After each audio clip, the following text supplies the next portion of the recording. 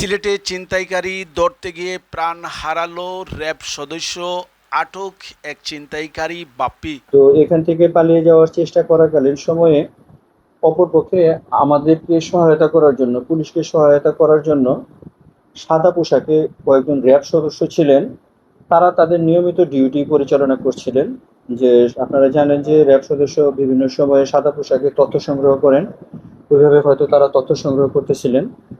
তো সেই প্রেক্ষিতে যখন দেখেছে যে পুলিশের কাছ থেকে একজন পালিয়ে আসতেছে, তাকে ধরার চেষ্টা করে র্যাব সদস্য ইমন আচার্য যখন ঝাঁপিয়ে ধরার পরেই এই মাদক কারবারির কাছে থাকা ধারালো ছুরি দিয়ে এই ইমন আচার্যকে আঘাত করে বুকের বাম পাশে, এবং আঘাত করে সে রক্তাক্ত হয়ে পড়লে আহ, সে পালিয়ে যাওয়ার চেষ্টা করে।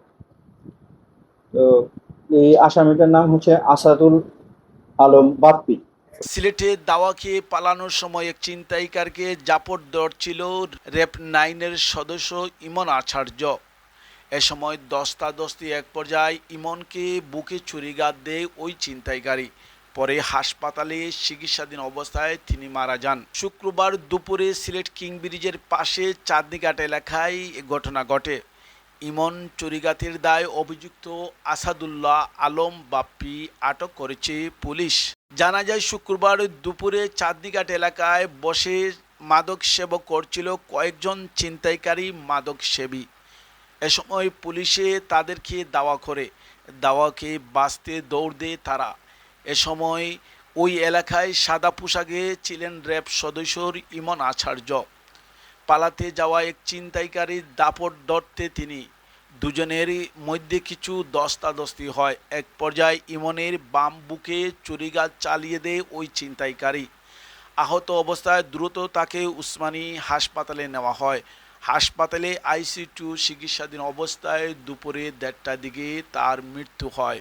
ইমন আচার্য কনস্টেবল নাম্বার 691-790। তিনি দীর্ঘদিন ধরে র্যাব 9-এ সিলেটে কর্মরত ছিলেন। এই বিষয়ে র্যাব 9-এর অতিরিক্ত পুলিশ কমিশনার মিডিয়ায় SKM শহীদুল ইসলাম সোহাগ বলেন, শুক্রবার সকালে সিলেট মেট্রোপলিটন কোতোয়ালি থানাধীন পশ্চিম পাশে পুলিশ একটি দল এক ছিনতাইকারীকে ধরার জন্য দাওয়া করছিল। এ সময় ব্যক্তিগত কাজে সাদা পোশাকের র্যাব সদস্য ইমন আচার্য সেখানে ছিলেন। পুলিশকে ছিনতাইকারীরা পিছনে দেখে তিনি তাকে ধরার চেষ্টা করেন। এক সময় ধস্তাধস্তির এক পর্যায়ে ছিনতাইকারী তার বুকে বাম পাশে ছুরিঘাত করে। পরে গুরুতর আহত অবস্থায় তাকে দ্রুত উসমানী মেডিকেল কলেজ হাসপাতালে নিয়ে আসা হয়। সেখানে চিকিৎসাধীন অবস্থায় আনুমানিক 1:30টার দিকে তিনি মারা যান। এ ব্যাপারে আইনগত ব্যবস্থা গ্রহণের প্রক্রিয়া চলছে বলে র্যাব সদস্য জানান।